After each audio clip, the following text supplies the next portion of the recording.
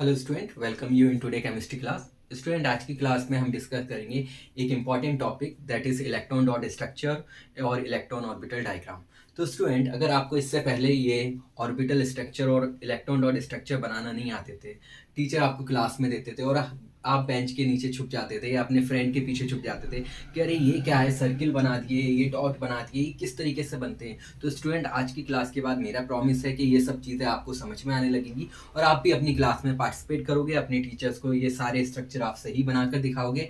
तो स्टूडेंट, बिल्कुल बेसिक से स्टार्ट करते हैं, आप इंजॉय करोगे इस क्लास को। चलिए स्टूडेंट, तो पहले हमें ये है कि इलेक्ट्रॉन डॉट स्ट्रक्चर पहले मैं क्लियर कर रहा हूँ, डॉट स्ट्रक्चर डायग्राम, फिर हम करेंगे ऑर्बिटल डायग्राम।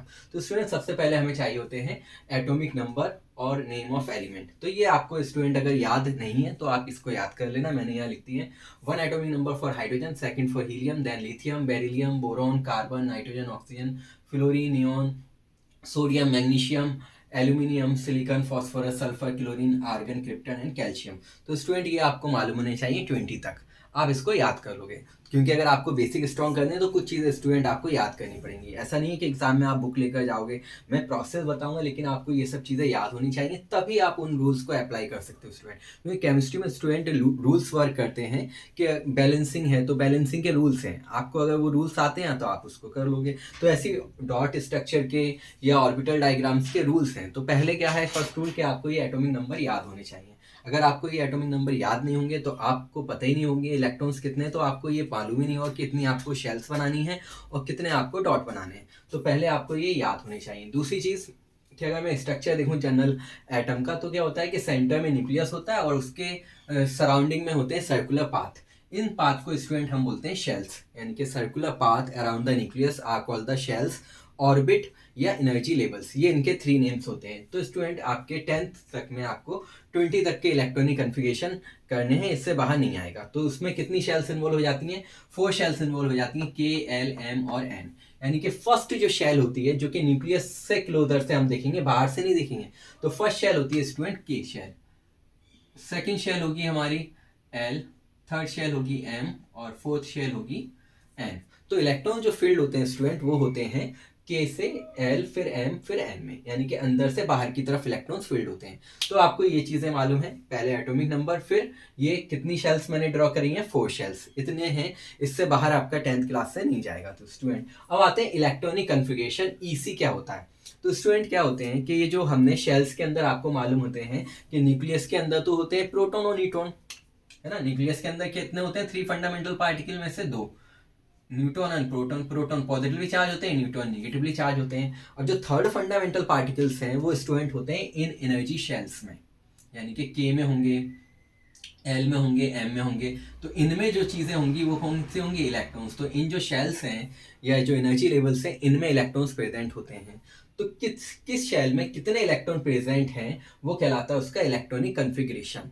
यानी कि इंग्लिश में अगर मैं बोलूं, arrangement of electrons in different energy levels और shells, they are called the electronic configuration. मतलब आप इलेक्ट्रॉन्स को किस तरीके से अरेंज कर रहा है एटम अपनी शेल्स के अंदर, ऑर्बिट्स के अंदर या एनर्जी लेवल्स, तीनों चीजें सेम है, वो कहलाते हैं आपके इलेक्ट्रॉनिक कन्फिग्रेशन, ईसी। तो स्टूडेंट, 20 तक ये आना है, तो आपको कितनी शेल्स मैंने बताई? 4। तो आप उनके नेम लिख लो, के, एल, एम और एन। अब स्टूडेंट, ये 20 किस तरीके से फिल्ड होते हैं? पहले शेल में आते हैं 2, फिर 8, फिर 8, फिर 2। यानी कि स्टूडेंट, ऐसे मानिए कि जो एटॉमिक नंबर है ना, ये मेरी क्लास है, मैं एक क्लास रूम है और मेरा ये रूल है कि मैं एक क्लास में 20 से ज़्यादा स्टूडेंट नहीं पढ़ाऊंगा एक बैच में। तो अब मैंने स्टार्ट की क्लास, तो मैंने उसमें एक रजिस्टर मेंटेन किया जिसमें मैंने रोल नंबर लिखे 1 2 3 4 5 6 से लेकर 20 तक। ये मैंने फिल करी और जैसे जैसे स्टूडेंट आए, पहला स्टूडेंट आया हाइड्रोजन, तो मैंने उसका हाइड्रोजन नेम लिख दिया, फिर आया हीलियम, फिर आया कार्बन, फिर आया मैग्नीशियम। इस तरीके से मैंने ये 20 स्टूडेंट के नेम अपने रजिस्टर में मेंटेन किए हैं। तो स्टूडेंट, ये जो एटॉमिक नंबर है ये कुछ ज़्यादा डिफिकल्ट नहीं है, ये क्या है, जस्ट रोल नंबर जैसे आपके होते हैं क्लास में, और ये नेम्स हैं स्टूडेंट्स के। तो ये चीज़ होती है एटॉमिक नंबर। और आपको मालूम है कि एटॉमिक नंबर एटम के अंदर नंबर ऑफ प्रोटॉन और इलेक्ट्रॉन के बराबर होता है। तो एटॉमिक नंबर स्टूडेंट, यहाँ पर हम Z से रिप्रेजेंट करते हैं एटॉमिक नंबर को, और ये किसके बराबर होता है एटम में? प्रोटॉन के और इलेक्ट्रॉन के, एटम के अंदर। ठीक है, नंबर ऑफ इलेक्ट्रॉन्स और प्रोटॉन, क्योंकि एटम क्या होता है, न्यूट्रल होता है, तो जितने इलेक्ट्रॉन उतने ही प्रोटॉन। अब इन इलेक्ट्रॉन्स को आप अरेंज कर रहे हो डिफरेंट शेल्स में, वो कहलाता है इलेक्ट्रॉनिक कन्फिगरेशन। तो अब मैंने क्या किया है, ये मेरी क्लास में कितने स्टूडेंट हैं, 20 स्टूडेंट, और मैंने क्या किया है, फर्नीचर रखवाई है 4 बेंचेस। स्टूडेंट कितनी बेंचेस लिए मैंने, 4। अब मेरी पास जो फर्स्ट बेंच है वो छोटी बेंच है, उसमें 2 ही स्टूडेंट बैठ सकते हैं, तो मैंने आगे वो छोटी बेंच डाल दी। नेक्स्ट उसके बाद मैंने बेंच ली लार्ज वन, है ना, जिसमें 8 स्टूडेंट बैठ सकते हैं, मैंने उसके पीछे रख दी 8 स्टूडेंट। उसके बाद मैंने थर्ड बेंच ली, वो भी क्या थी, उसका मैंने नाम लिया एम शेल, एम बेंच, और वो भी उसके पीछे रख दी, उसमें भी कितने स्टूडेंट बैठ सकते हैं, 8। तो टोटल स्टूडेंट कितने बैठ के बेटा, 2 8 10 फिर 8 18, और फिर नेक्स्ट जो है लास्ट बेंच थी वो थोड़ी सी डैमेज थी, उसमें 2 ही स्टूडेंट बैठ सकते हैं, तो मैंने 2 बिठा दिए।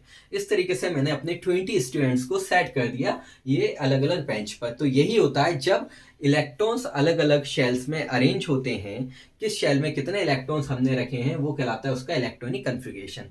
तो स्टूडेंट इस पर प्रैक्टिस कर लेते हैं कि अगर 20 स्टूडेंट हैं तो पहली शेल में 2, फिर सेकंड बेंच पर 8, फिर 8 फिर 2।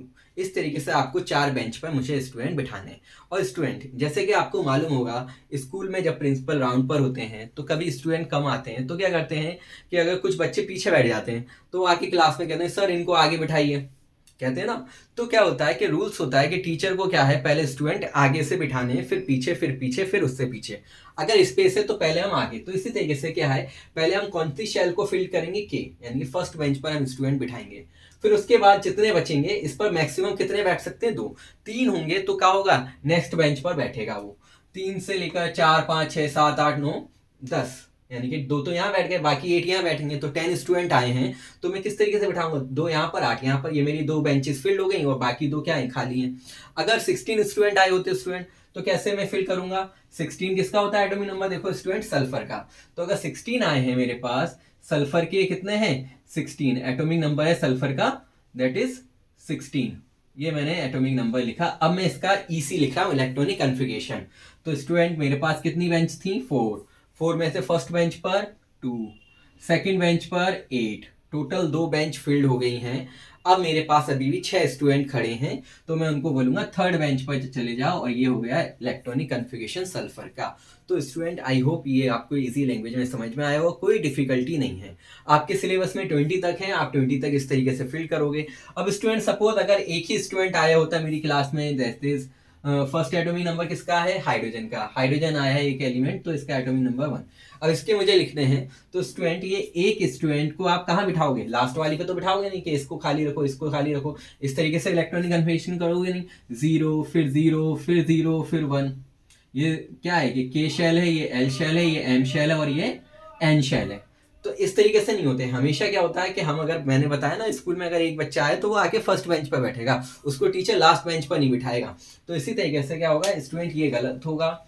हम क्या करेंगे, उसको फर्स्ट वाले को आगे बिठाएंगे, और कौन सी बेंच पर बिठाएंगे स्टूडेंट, एक को बिठाएंगे, और कौन सी बेंच पर बिठाएंगे, के पर, और बाकी सारी जो एल है, एम है, एन है, वो खाली रहेंगी। तो स्टूडेंट ये हो गया इलेक्ट्रॉनिक कन्फिगरेशन हाइड्रोजन का। नेक्स्ट, अगर स्टूडेंट पूरी अगर क्लास में सपोज 19 आ गए होते, आज यूनिट टेस्ट है, ठीक है, और यूनिट टेस्ट देने के लिए सब बच्चे आ जाते हैं, या कोई एग्जाम होता है तो फुल स्ट्रेंथ आ जाती है, एक आध बच्चा एब्सेंट हो जाता है मेडिकल की इशू की वजह से, हेल्थ की इशू की वजह से। सपोज 19 है, तो 19 किसका है एटॉमिक नंबर, पोटेशियम का।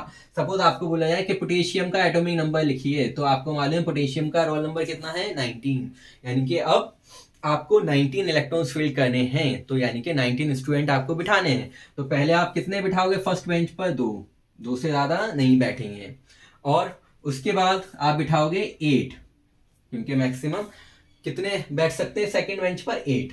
फिर उसके बाद आप और नेक्स्ट 8 पर बिठा दोगे, तो 18 हो गए। अभी भी एक स्टूडेंट खड़ा है ना स्टूडेंट, तो वो कहाँ आप बिठाओगे, वो लास्ट में बिठाओगे, तो ये कहलाएगा इलेक्ट्रॉनिक कन्फिगरेशन ऑफ पोटेशियम। तो आई होप स्टूडेंट आपको मजा आ रहा होगा, समझने में सब चीजें इजीली हो रही होंगी, आप इसको समझिए। फिर हम इस पर आते हैं डॉट स्ट्रक्चर पर। अब डॉट स्ट्रक्चर आने पर स्टूडेंट पहले आपको 2 चीजें मालूम होनी चाहिए, वैलेंस शेल और वैलेंस इलेक्ट्रॉन। तो वैलेंस शेल स्टूडेंट होता है कि जैसे किसी क्लास में मैंने लिया 20 स्टूडेंट की क्लास है और ये 4 बेंचेस हैं, तो जो लास्ट बेंच जो होगी ना स्टूडेंट, यानी कि लास्ट शेल एटम के टर्म में, वो कहलाती है हमारी वैलेंस शेल। और उसमें जितने इलेक्ट्रॉन्स प्रेजेंट होते हैं वो कहलाते हैं वैलेंस इलेक्ट्रॉन। जैसे कि लास्ट बेंच यहाँ पर हमारी कितनी है, एन बेंच है, इस पर कितने स्टूडेंट बैठे हैं, स्टूडेंट 2, तो इसमें जो वैलेंस इलेक्ट्रॉन कितने हो जाएंगे 2 और वैलेंस शेल हो जाएगी एन। चलिए और एग्जांपल से समझते हैं, जैसे सल्फर था 286, तो इसमें लास्ट वाली शेल कौन सी है, देखो के शेल है, एल है और एम है, तो लास्ट वाली क्या है एम, तो ये हो गई वैलेंस शेल। और एम में कितने इलेक्ट्रॉन्स प्रेजेंट है स्टूडेंट 6, तो ये हो गए हमारे वैलेंस इलेक्ट्रॉन। इजी है, आई थिंक आपको भी लग रहा होगा। अब यहाँ पर स्टूडेंट फर्स्ट शेल ही है के शेल। अब जब फर्स्ट है तो यही फर्स्ट है और यही लास्ट है, तो यहाँ पर वैलेंस शेल कौन सी है ये, और इसमें वैलेंस इलेक्ट्रॉन कितने हैं 1, तो ये इसके हो गए वैलेंस इलेक्ट्रॉन। यानी कि अगर हम डेफिनेशन की बात करें, the last shell of an atom is called the valence shell and the number of electron present in the outermost shell या last shell that is called the valence electron। तो outermost shell क्या होती है, सबसे बाहर वाली shell. तो potassium के अंदर के तो innermost shell है, देखो के पहले अंदर आ रही है, फिर उसके बाद एल आ रही है, फिर एम आ रही है, फिर एन है, तो outermost क्या है स्टूडेंट एन, तो यहाँ पर वैलेंस शेल कौन सी हुई है, वैलेंस शेल हुई है एन, और इसमें कितने वैलेंस इलेक्ट्रॉन प्रेजेंट है, दैट इज 1, तो ये इसका हो गया valence electron. Student I think इतने एग्जांपल सफिशिएंट है आपको समझने के लिए। अब हम आते हैं कि ये डॉट और क्रॉस स्ट्रक्चर हम इन एलिमेंट्स के कैसे ड्रॉ करते हैं, कैसे हम बनाते हैं। तो स्टूडेंट चलिए देखते हैं हम इसमें। तो पहला मैंने एग्जांपल लिया है हाइड्रोजन का। तो हाइड्रोजन के अंदर एटॉमिक नंबर स्टूडेंट कितना है 1, तो इसमें इलेक्ट्रॉन्स भी कितने होंगे 1, क्योंकि एटॉमिक नंबर किसके बराबर होता है, प्रोटॉन और इलेक्ट्रॉन के बराबर, तो इसमें 1 इलेक्ट्रॉन्स हैं। अब 1 इलेक्ट्रॉन है तो वो कहाँ आएगा, फर्स्ट शेल में के, तो स्टूडेंट इसमें वैलेंस शेल के है और वैलेंस इलेक्ट्रॉन 1 है। अब जब ये आपको समझ में आ गया कि जब आपने इलेक्ट्रॉनिक कन्फिगरेशन लिख लिया, अब आपको समझ में आ गया कि इसके अंदर वैलेंस इलेक्ट्रॉन 1 है, तब स्टूडेंट आप क्या करोगे, H का सिंबल बनाओगे, हाइड्रोजन का सिंबल H, कैपिटल H, मैंने यहाँ पर सिंबल्स लिए हैं, आप इनके पूरे नेम याद करना। H for hydrogen, He means helium, lithium, beryllium, boron, carbon, nitrogen, oxygen, fluorine, neon, sodium, magnesium, aluminium, silicon, phosphorus, sulphur, chlorine, argon, potassium, calcium. तो आपको पूरा नेम नहीं लिखना, आपको क्या करना है H उसका सिंबल बनाना है, और इसमें स्टूडेंट कितने वैलेंस इलेक्ट्रॉन है 1, तो आपको वो 1 डॉट की फॉर्म में या क्रॉस की फॉर्म में लगा देना, ये आपका हो गया दैट इज डॉट स्ट्रक्चर। तो स्टूडेंट आप कितने 1 डॉट लगाओगे 1। अगर आपको क्रॉस बनाना है, दोनों ही एक बात है, जब हम वैलेंस इलेक्ट्रॉन को डॉट से रिप्रेजेंट करें या क्रॉस से करें वो कहलाते हैं उसके डॉट स्ट्रक्चर। तो यहाँ पर मैं हाइड्रोजन बनाऊंगा और यहाँ मैंने 1 क्रॉस लगा दिया। सेकंड एग्जांपल देखते हैं एल्यूमिनियम। तो एल्यूमिनियम स्टूडेंट देखो कहाँ है, यहाँ पर ये है एल्यूमिनियम 13। तो 13 इलेक्ट्रॉन्स आप कैसे फिल्ड करोगे, 2 फिर 8 10 हो गए, फिर नेक्स्ट 3, सो ये हो गए 13, के में 2 फिर एल फिर एम।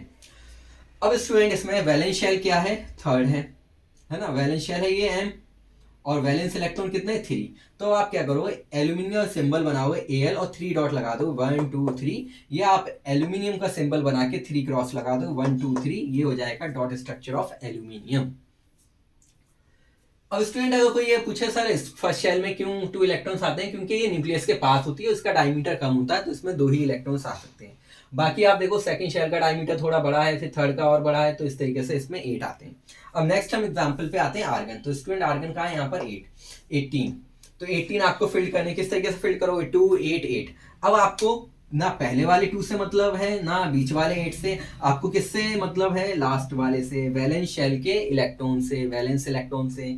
अब आप आर्गन का सिंबल बनाओगे कैपिटल ए स्मॉल आर और 8 डॉट लगा दोगे, तो ये कहलाएगा आर्गन, या डॉट की जगह आप क्रॉस भी ले सकते हो। अब स्टूडेंट ये तो थे एटम्स के, अगर आइंस होती, आइंस में आपको मालूम होता है इलेक्ट्रॉन कम होते हैं या ज्यादा होते हैं। पॉजिटिव आइंस में एटम के मुकाबले इलेक्ट्रॉन्स कम होते हैं और नेगेटिव में एटम्स के मुकाबले उसके ज्यादा होते हैं। जैसे यहाँ पर सोडियम एटम है तो इसमें 11 इलेक्ट्रॉन है, पर सोडियम आइंस के अंदर 10 होगा, +1 ये बताता है स्टूडेंट कि 1 इलेक्ट्रॉन इसमें कम है, प्रोटॉन एक एक्स्ट्रा है एज कंपेयर टू इलेक्ट्रॉन। तो स्टूडेंट केमिस्ट्री में क्या होता है, पॉजिटिव का मतलब होता है सबट्रैक्ट करना, कि अगर 1 पॉजिटिव चार्ज है इसका मतलब आप क्या करो 1 इलेक्ट्रॉन को कम कर दो। तो यानी कि एटॉमिक नंबर अगर 11 है तो अब कितना जाए 10। ऐसी कैल्शियम है 20, अब इस पर 2 पॉजिटिव चार्ज है मतलब 2 कम कर दो तो कितना हो जाएगा 18। अब आप देखो क्या करोगे, Na पॉजिटिव का बनाना है ना आपको, तो आपने Na पॉजिटिव का के नंबर ऑफ इलेक्ट्रॉन्स निकाले कितने 10।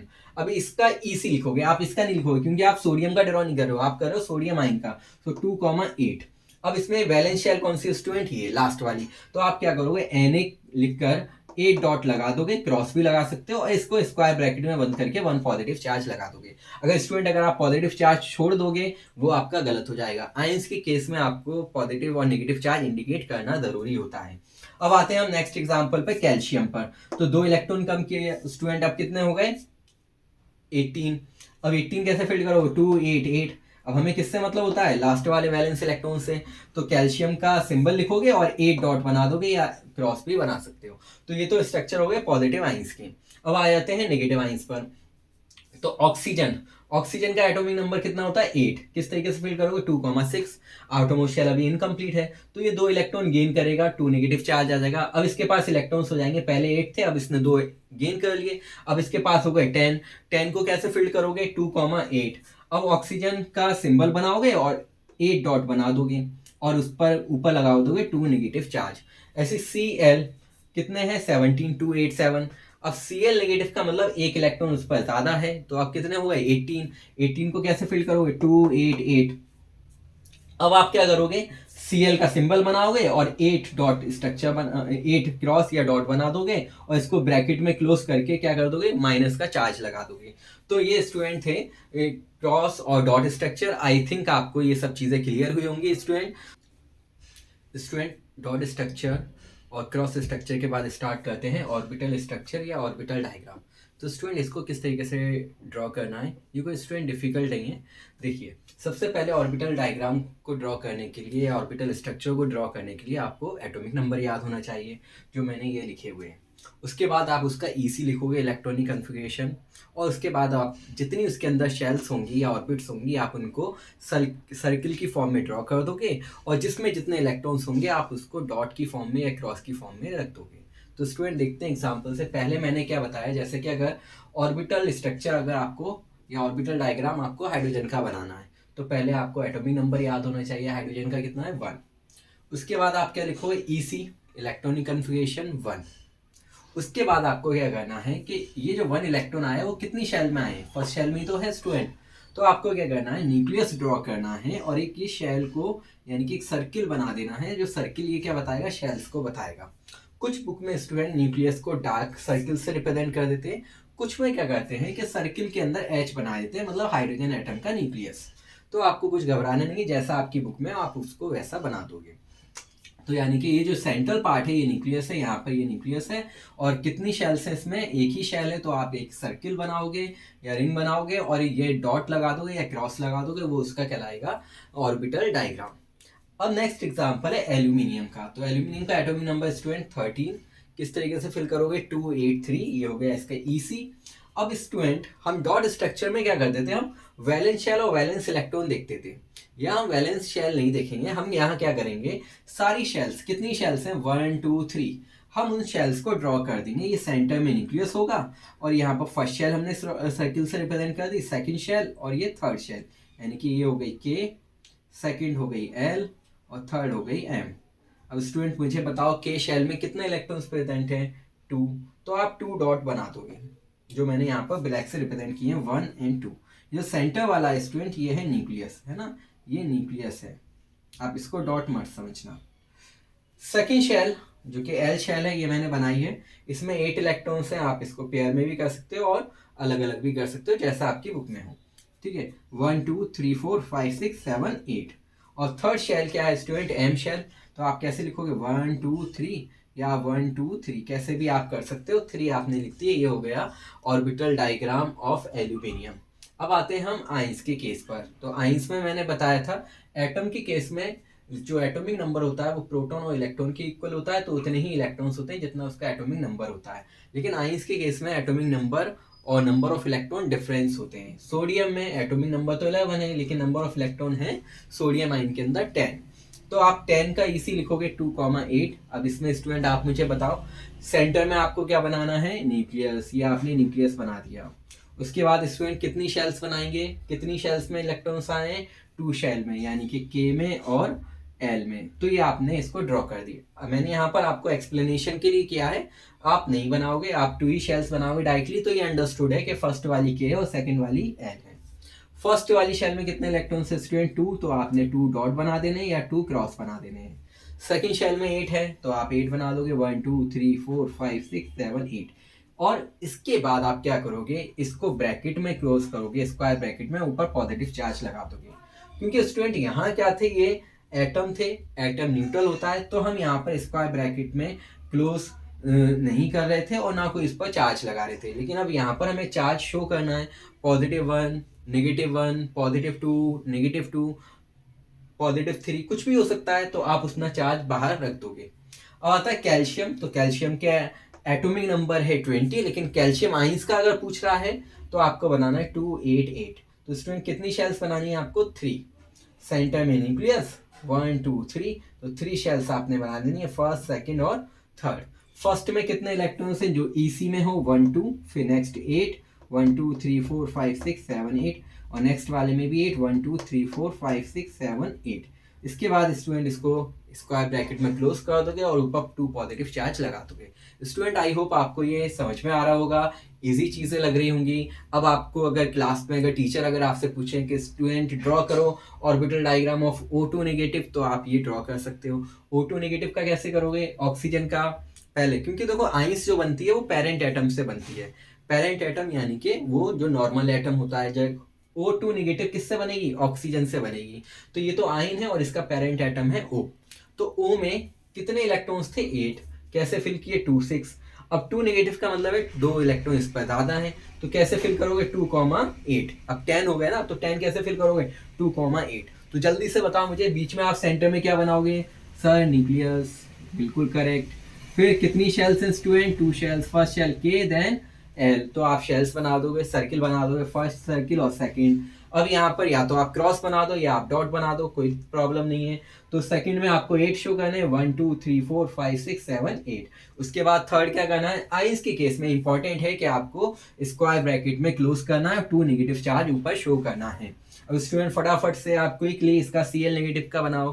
तो Cl नेगेटिव किससे बना है? Cl से। 2 8 7। अब इसने नेगेटिव का मतलब क्या है? एक ऐड कर दोगे, पॉजिटिव का मतलब होता है एक कम कर दोगे, यानी कि 1 पॉजिटिव है तो एक कम कर दो एटॉमिक नंबर से, 2 पॉजिटिव है तो 2 कम कर दो, 2 नेगेटिव है मतलब 2 जोड़ दो, सिंगल नेगेटिव है मतलब 1 जोड़ दो। तो यानी कि केमिस्ट्री में स्टूडेंट मैथ्स का अपोजिट चलता है। तो आपने 1 जोड़ दिया तो कितना हो गया? 2 8 8।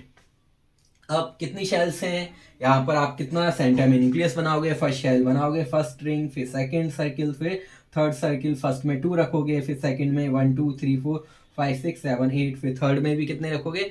1 2 3 4 5 6 7 8। उसके बाद लास्ट वर्क क्या करोगे? अगर आप ये नहीं लगाओगे, इट मीन्स वो आइन से रिप्रेजेंट नहीं करेगा, तो आप इसको स्क्वायर ब्रैकेट में क्लोज कर दोगे और Cl नेगेटिव कर दोगे। तो स्टूडेंट आई होप आपको अंडरस्टूड हुआ होगा। अगर आपको अभी अगर एक देता हूँ, जैसे कि अगर मैं कहूँ सोडियम का बनाइए, तो सोडियम का कितना है एटॉमिक नंबर? 11। तो आप क्या करोगे? Na11 को किस तरीके से फिल करोगे? 2 8 1। तो स्टूडेंट कितनी शेल्स हैं इसमें बताइए जल्दी से? K शेल है, सेकंड L है और M है, 3 शेल्स हैं। तो आप न्यूक्लियस रखोगे फर्स्ट, फिर क्या करोगे? 1 शेल बना दोगे, फिर सेकंड शेल बना दोगे और फिर सबसे लास्ट थर्ड शेल बना दोगे। तो ये स्टूडेंट आप इस तरीके से थर्ड शेल आप बना दोगे। थोड़ी सी मुझसे ओवल नहीं बनी है, इस स्पेस की वजह से करेक्ट करने की कोशिश करते हैं, यहाँ पर इसको करेक्ट करते हैं। यहाँ पर थर्ड शेल यानी कि ओवल।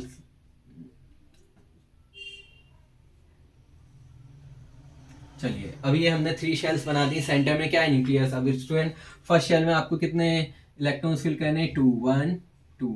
सेकंड शेल में 8 1 2 3 4 5 6 7 8। और लास्ट शेल में स्टूडेंट आपको क्या करना है? 1 करना है। कहीं पर भी आप लिख सकते हो, यहाँ लगा दो, कहीं पर भी लगा दो, और नीचे आप लिख दोगे सोडियम, या साइड से लिख दो Na=A। अब इसको आप क्या करोगे? ब्रैकेट में बंद नहीं करोगे, क्यों? क्योंकि ये आइंस नहीं है। तो स्टूडेंट आई होप आपको क्लियर हुआ होगा। ऐसे अगर कैल्शियम का अगर बनाओगे तो कितना बनाओगे? कैल्शियम का लिखोगे, कैल्शियम का 20 होता है, तो 2 8 8 2। कितनी शेल्स? सेंटर में न्यूक्लियस बनाओगे, शेल्स बनाओगे 4, फर्स्ट शेल में 2 डॉट लगाओगे, सेकंड में 8 फिर 2, और उसके बाद कोई आपको ब्रैकेट में क्लोज नहीं करना, वो बन जाएगा कैल्शियम का। स्टूडेंट आई होप आपको ये सारी चीज़ें क्लियर हुई होंगी। जो आपको डिफिकल्ट टॉपिक था कि डॉट स्ट्रक्चर कैसे बनाते हैं, ये स्टूडेंट क्या करते रहते हैं, कितने रिंग बना लेते हैं, ये हमको पता ही नहीं होता है ना। कितने रिंग्स बनाने हैं, कितने डॉट लगाने हैं, अपनी मर्जी से कुछ भी लगा देते हैं। कभी कभी क्या होता है स्टूडेंट क्लास में क्या होता है, जैसे अगर स्टूडेंट्स को देता हूँ कि आप ये डॉट स्ट्रक्चर बनाइए या ऑर्बिटल डायग्राम बनाइए, तो हर एक स्टूडेंट क्या करता है कि वो इस जो शेल्स हैं वो उसको स्क्वायर में रिप्रेजेंट कर देता है। जैसे अगर मैं कहूँ कि लिथियम का बनाना है, तो लिथियम का एटॉमिक नंबर कितना है स्टूडेंट, 3। और स्टूडेंट इलेक्ट्रॉनिक कन्फिगरेशन लिखते हैं 2,1। और स्टूडेंट क्या करते हैं, ये न्यूक्लियस बनाते हैं और ये फर्स्ट शेल इस तरीके से बना देते हैं। ये फर्स्ट शेल हो गई और ये सर सेकेंड शेल हो गई। तो आप देखो शेल्स जो है वो सर्कुलर पाथ है अराउंड द न्यूक्लियस। तो आप अगर इस तरीके से अगर आप बना रहे हो थोड़ा सा डिजाइन करके, तो प्लीज मत बनाना, मार्क्स नहीं मिलेंगे, एग्जामिनर इसको कट कर देगा। ऐसे क्या होता है अगर लिथियम है, या अगर मैं नाइट्रोजन ले लूं जिसमें 5 वैलेंस इलेक्ट्रॉन है नाइट्रोजन, है ना, यानी कि 7 एटॉमिक नंबर होता है और इसी इसका होता है 2,5। अब वो क्या कहते हैं, ये न्यूक्लियस बनाया, ये फर्स्ट शेल बनाई और ये सेकंड शेल। अब सेकंड शेल बनाने के बाद वो क्या करते हैं, 1 2 तो ये यहाँ फिल कर दिए। अब वो 5 किस तरीके से करे जा रहे हैं, 1 2 3 4 5। तो थोड़ा सा स्पेस दो, आपके अपने डायग्राम को थोड़ा सा ऐसा बनाओ जो क्लियर लगे एग्जामिनर को, जो कि समझ में आ जाए। गलत नहीं है, लेकिन क्या होता है कि इलेक्ट्रॉन्स अगर आप डीप में जाओगे तो इलेक्ट्रॉन्स क्या करते हैं, रिपल्सन करते हैं। अब यहाँ जैसे मैं पेयर में बना रहा हूँ, तो एक अवसर यहाँ पेयर आप पेयर में बना रहे हो तो रिपल्सन नहीं कर रहे हैं, रिपल्सन कर रहे हैं, लेकिन इनकी डायरेक्शन अलग अलग होती है, एक क्लॉकवाइज होता है और एक एंटी क्लॉकवाइज होता है, इसलिए ये रिपल्सन नहीं करते। लेकिन आप यहाँ सारे एक साथ बना दोगे तो ठीक है, आपने 5 बना दिए हैं, लेकिन हो सकता है एग्जामिनर उस चीज़ को कंसिडर ना करे तो आपका डिडक्ट हो जाए। तो इस तरीके से आपको क्या करना है कि आप बनाने कैसे हैं, तो आपको सिंपल यही है कि आप 2 2 के पेयर में बना दो। दो अगर आपने इधर लिख दिए हैं तो फिर 1 2 इधर कर दो और एक इधर कर दो। तो इस तरीके से आप कर दोगे, 5 बनाने हैं आपको, तो थोड़ा स्पेस देकर, यानी कि आपको मालूम है कि कोई आपने अगर सर्किल बनाया है तो उसमें आपको 4 डायरेक्शन है। जैसे अगर मैंने ये फर्स्ट शेल है और ये सेकंड शेल है, ये मैंने बनाई है, तो आप 2 इधर रखो, 2 लेफ्ट में रखो, 2 राइट में रखो, 2 अप रखो, 2 डाउन रखो, इस तरीके से आप फिल कर सकते हो। तो स्टूडेंट आई होप आपको ये सब चीज़ें क्लियर हुई होंगी, जो आपको डिफ़िकल्ट टॉपिक लग रहे थे वो अब इजी हो गए होंगे। अब आप ही क्लास में परफॉर्म करोगे। अगर आपको स्टूडेंट लगा हो कि सर ने ये डिफ़िकल्ट टॉपिक को इजीली एक्सप्लेन किया है, तो सर के लिए प्लीज़ लाइक करिए और वीडियो को अपने नीडी स्टूडेंट या फ्रेंड्स को शेयर करिए और चैनल को सब्सक्राइब करिए, जिससे हमको भी ये लगे कि हमारे साथ हमारी जो फैमिली है, जो हमारी जो यूट्यूब पर फैमिली है, उसमें इतने मेंबर्स हमारे साथ कनेक्ट हो गए हैं।